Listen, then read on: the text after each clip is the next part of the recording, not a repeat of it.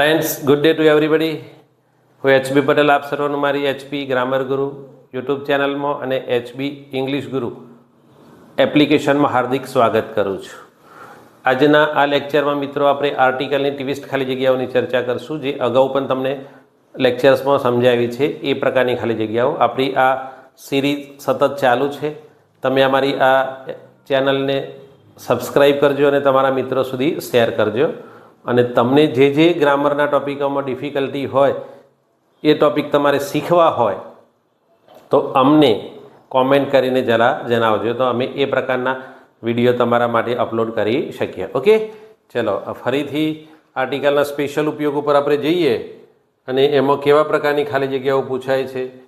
પરીક્ષામાં અગાઉ પણ એ પણ ટાઈપની પૂછાયેલી હોય એવી ખાલી જગ્યાઓની આપણે અહીંયા ચર્ચા કરીશું. Special uses of articles. Articles મેં અગાઉ પણ તમને કીધું હતું કે એક અંગ્રેજી ગ્રામરનો ખૂબ ટ્વિસ્ટ ટોપિક છે. આમ આપણે અત્યાર સુધી તમે સ્કૂલ અને કોલેજીસમાં ભણ્યા છો, એક ઓર્ડિનરી બાબત ભણ્યા છો. આની બહુ જ મહાસાગર જેટલી ઊંડાઈ આર્ટિકલ્સની છે.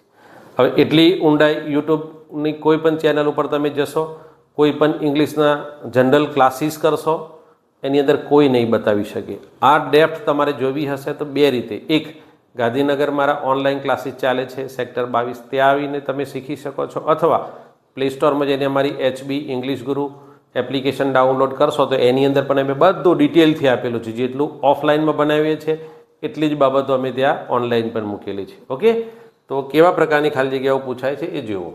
અહીંયા પહેલી ખાલી જગ્યા છે. ખાલી જગ્યા મતલબ બ્લેન્ક ઓબ્જેક્ટિવ કેસ ઓફ વી, પછી બ્લેન્ક અસ. ક્યારેક માર્ક્સ એક આપે પણ ખાલી જગ્યાઓ બે પૂછી દેતા હોય છે. પહેલી ખાલી જગ્યા અને બીજી ખાલી જગ્યા બંનેમાં ઓપ્શનો ડબલ છે. ધ પછી ઇઝ, એન પછી ઇઝ, ધ પછી આર અને એન પછી આર. તો કયો જવાબ મૂકશો?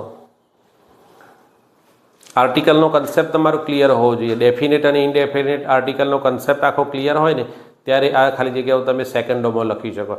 સ્પર્ધાત્મક પરીક્ષામાં મિત્રો નોકરી મળે 100%, અને એ માટે તમારી પાસે ડિટેલ દરેક સબ્જેક્ટનું નોલેજ હોવું જોઈએ. અને એ દરેક સબ્જેક્ટ પૈકીનો એક સબ્જેક્ટ એટલે અંગ્રેજી છે, ગ્રામર, વોકેબ. અને એની એકવાર તો તમારે પર્સનલી કોઈ સારી ફેકલ્ટી પાસે ભણવું પડે તો જ. અને એ પણ જે માત્ર કોમ્પિટિટિવનું અંગ્રેજી ભણાવતા હોય એની પાસે ભણો. તો જો સ્કૂલ અને કોલેજીસના ટીચર પાસે તમે ભણવા જશો તો તમને આવું એક્સેપ્શન નહીં બતાવે, એની હું ગેરંટી આપું છું. એવું નથી કહેતો કે ગાંધીનગર મારી પાસે આવીને ક્લાસીસ કરો, મારી એપ્લિકેશનમાંથી જ ભણો. જ્યાં તમને એવું લાગે કે અહીંયા સારું છે ત્યાંથી એકવાર તો તમારે ક્લાસીસ કરવા પડશે, સમજી લો, જો સરકારી નોકરી લેવી હશે તો. તો અહીંયા જવાબ તમે કલ્પના કરી હશે તો તમે કયો જવાબ મૂક્યો હશે? તો ઘણાએ એન અને ઇઝ મૂક્યો હશે, પણ અહીંયા જવાબ આવે ધ અને ઇઝ આવે. કેમ કે ડેફિનેટ બની જાય છે. કોની કર્મ વિભક્તિ? ઓબ્જેક્ટિવ. આ આપણું જે પર્સનલ પ્રોનાઉન અને કેઝીસની આપણી જે યુટ્યુબ ચેનલમાં પણ આના લેક્ચર્સ મૂકેલા છે. પર્સનલ પ્રોનાઉન અને કેજીસ એના ઉપયોગો છે. એમાં ઓબ્જેક્ટિવ કેસ એટલે કર્મ વિભક્તિ, એટલે કોની કર્મ વિભક્તિ અસ થાય તો વીની કર્મ વિભક્તિ અસ થાય. એ ડેફિનેટ બની જાય છે. બીજા કોઈની આઈની અસ ન થાય, યુની અસ ના થાય, હીની અસ ના થાય. એટલે અહીંયા વીની ઓબ્જેક્ટિવ કર્મ વિભક્તિ અસ થાય એ ડેફિનેટ બની જાય છે. એટલે અહીંયા જવાબ આવશે ધ ઓબ્જેક્ટિવ કેસ ઓફ વી. હવે અહીંયા લોકો શું કરે ખબર છે? અહીંયા આ વી જોઈને આર મૂકી દેતા હોય છે, ધ આર. પણ અહીંયા વી છે ને, વી પોતે એક સર્વનામ છે, સમજી લો. એટલે the objective case of we is us, કારણ કે વી પોતાની વાત કરેલી છે. જો વી કોઈ વ્યક્તિ માટે વપરાય ને, we are friend, we are students, we are neighbours, we are brothers. જો ખાલી જગ્યા પછી અન્ય કોઈ બહુવચનનું નામ આપેલું હોય ને તો જ પછી વી પછી તમારે આર મૂકવું પડે, સમજી લો. પણ એ તો વી પોતાની વાત કરે છે, એટલે વી પોતે એક વચન થઈ ગયું ને. એટલે you is a pronoun, we is a pronoun, they is a pronoun. આ શીખવા માટે તમારી અમારી એ પર્સનલ પ્રોનાઉન અને એની કેઝીસમાં જશો એટલે બધું ક્લિયર થઈ જશે. રેડી? આ ખાલી જગ્યા પૂછાયેલી છે. એના પછીનું સેકન્ડ એક્ઝામ્પલ જુઓ. હિમાદાસ વોઝ, પછી ખાલી જગ્યા only Indian athlete to win, પછી ખાલી જગ્યા ગોલ્ડ ફોર ઇન્ડિયા. અહીંયા ગોલ્ડ એટલે સોનું નહીં, પણ ગોલ્ડ કોઈ પણ સ્પોર્ટની સાથે ગોલ્ડ શબ્દ જોડાય ને તો દેટ મીન્સ ગોલ્ડ મેડલ એવું સમજવાનું. સિલ્વર મતલબ સિલ્વર મેડલ, એટલે અહીંયા મટીરિયલ નાઉન તરીકે લેવાની જરૂરત નથી, એ કોમન નાઉન તરીકે લેવાનું છે તમારે, gold medal, silver medal.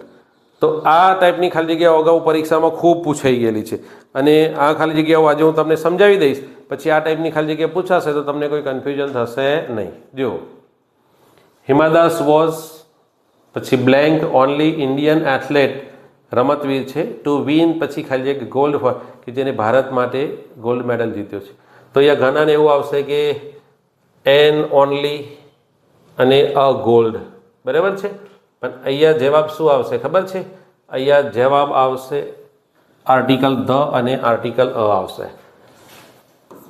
Was the only athlete to win a gold. તમને એવું થશે કે અહીંયા ધ અને અ તો બરાબર છે, અ ગોલ્ડ મેડલ, પણ ધ કેમ આવ્યો? આજનું આ લેક્ચર છેક સુધી જોજો, એટલે આનો કન્સેપ્ટ તમને હું લેક્ચરના અંતે સમજાવી દઉં છું. આખો આ કેમ ઓનલીની આગળ ધ આવ્યો, જે વિદ્યાર્થીઓ ભણેલા છે મારી પાસે એને તો ખબર પડી ગઈ હશે, પણ જેને ખબર નથી પડી એને આજના લેક્ચરના અંતે હું તમને આનો કન્સેપ્ટ ક્લિયર કરાવી દઉં છું. આ 2 નંબરની ખાલી જગ્યાઓ, કેમ કે આના જેવી આગળ બીજી ખાલી જગ્યાઓ આવશે એટલે હું અહીંયા સમજાવી દઈશ તો એ જવાબ તમારો પછી તો ઓટોમેટિકલી તમને ક્લિયર થઈ જશે. એના પછીની નેક્સ્ટ ખાલી જગ્યા છે, જુઓ, હી વોઝ, પછી ખાલી જગ્યા નેપોલિયન ઓફ હિઝ એજ, કે એના યુગનો નેપોલિયન હતો, તે એના યુગનો નેપોલિયન હતો. હવે અહીંયા નેપોલિયન છે ને આ ખાલી જગ્યા પૂછાઈ ગયેલી છે ક્લાસ 3ની પરીક્ષામાં, GSSBની પરીક્ષા આવે ને ગુજરાત ગૌણ સેવાની, એની અંદર. તો હી વોઝ અ નેપોલિયન આવે. અગાઉ પણ તમને આર્ટિકલની ખાલી જગ્યાઓ શરૂઆત પહેલાં બીજા લેક્ચરમાં ટાઈપની ખાલી જગ્યાઓ તમને સમજાય છે આર્ટિકલના, કે અહીંયા જવાબ શું આવશે? તો ઘણાએ લખ્યો હશે he was the Napoleon, he was a Napoleon. અહીંયા એન તો આવે જ નહીં, કારણ કે સ્વર નથી આ, એટલે એન ના આવે. એટલે અહીંયા આપણી પાસે 3 વિકલ્પ રહ્યા, અ, ધ અને નન. તો અહીંયા જવાબમાં શું આવશે? અહીંયા ધ આવશે. આવું કેમ થયું? તો એ માટે આર્ટિકલ સિરીઝનું પહેલું લેક્ચર છે એની અંદર આ વસ્તુ સમજાવેલી છે કે જ્યારે આ નેપોલિયન છે ને, એ નેપોલિયન ઘણાને નામ લાગે છે, નેપોલિયન નામ નથી, નેપોલિયન છે એ બિરુદ છે. મૂળ શબ્દ હતો નેપોલિયન બોનાપાર્ટ. જેમ સરદાર વલ્લભભાઈ તો સરદાર બિરુદ છે, મહાત્મા ગાંધી તો મહાત્મા એ બિરુદ છે, એમ નેપોલિયન બિરુદ છે. જ્યારે કોઈ ખાલી જગ્યા પછી બિરુદ આપેલું હોય અને બિરુદની પહેલાં વોઝ આપેલું હોય તો ત્યાં ધ આવી જાય, અને બિરુદની પહેલાં આર્ટિકલ અ પણ આવે અને એન પણ આવે. તો ક્યારે? તો બિરુદની પહેલાં ખાલી જગ્યા હોય અને ખાલી જગ્યા પહેલાં ઇઝ આપેલું હોય તો બિરુદની સાથે અ અથવા એન આવે, અને બિરુદની સાથે જો વોઝ આપેલું હોય તો બિરુદની સાથે ધ આવે. એટલા માટે અહીંયા આર્ટિકલ ધ આવે છે. જીઓ, આ ખાલી જગ્યા પણ પરીક્ષામાં પૂછાયેલી છે. લિટલ ઇન્ફોર્મેશન હી